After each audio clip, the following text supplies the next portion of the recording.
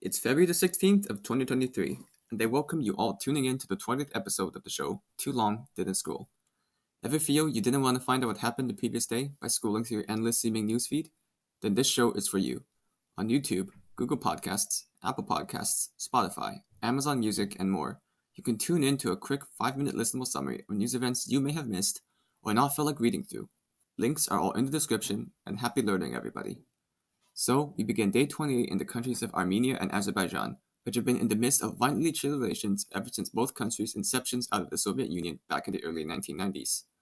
The Nagorno-Karabakh conflict, as it is called, is centered around the status of the namesake Nagorno-Karabakh region, which used to be populated with a large group of ethnic Azerbaijani until their forced expulsion in the early 1990s, leading to the outbreak of the First Nagorno-Karabakh War in 1992, escalating the guerrilla conflicts between ethnic Armenians and Azerbaijani to a full-blown war between the two countries.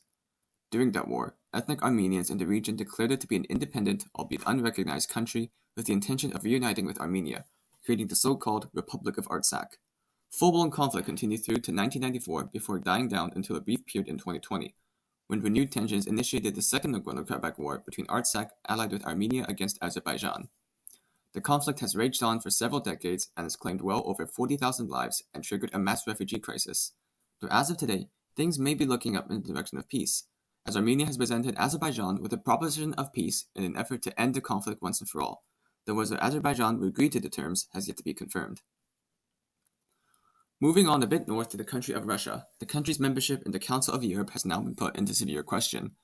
The Council is an organization founded after World War II with the aim of supervising the upholding of human rights, democracy, and rule of law in the continent of Europe, and is a major player in terms of human rights management in the world. Russia, ever since 1996, has been a member state of the organization and been limited by its guidelines, though its membership was put under state of suspension after its invasion of Ukraine, during which it committed several egregious war crimes. As of today, Russia appears to be following through on intentions to fully withdraw from the organization, with its State Duma voting to withdraw completely, though has stated it will still remain party to its regulations against terrorism. While Russia's intentions after withdrawing have not been fully revealed, Russian leaders in the past have suggested the restoration of the death penalty. We now concern ourselves with the YouTube social media platform, which you might be listening to this episode on. The Google video sharing website has been helmed by CEO Susan Wojcicki since 2014, having worked closely with Google founders Larry Page and Sergey Brin, who used her home to set up the beginnings of their business. She was one of Google's marketing managers for years until being made YouTube CEO in 2014, though her tenure as CEO has received heavily mixed responses. YouTube has grown exponentially under her tenure, though many of the site's users have criticized the business decisions made by YouTube as alienating of content creators and viewers, particularly concerning monetization and age-friendliness. As of today, after around 9 years of working at YouTube, Wojcicki has announced her intention to step down as its CEO and stepping back from positions at Google after 25 years to quote-unquote start a new chapter of her life involving her family and other personal projects. YouTube's Chief Product Officer, Neal Mohan, will be replacing her as YouTube CEO going forward. We now head on over to Antarctica to talk about the effects of climate change. Many are familiar with the effects of climate change and global warming on the Arctic ice sheets, which threaten to cause extinction of multiple species, damage numerous ecosystems, cause sea level rises, and more.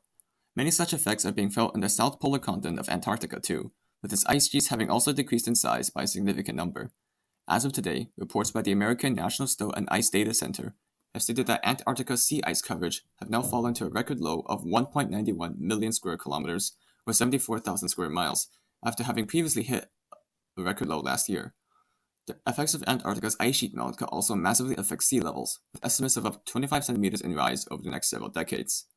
In other news, Canada has announced it will be sending some of its navy to Haiti amid stability and security concerns, and Portugal has cancelled its Golden Visa investor program and has banned new licenses for Airbnbs being given out in the midst of a housing crisis in the country.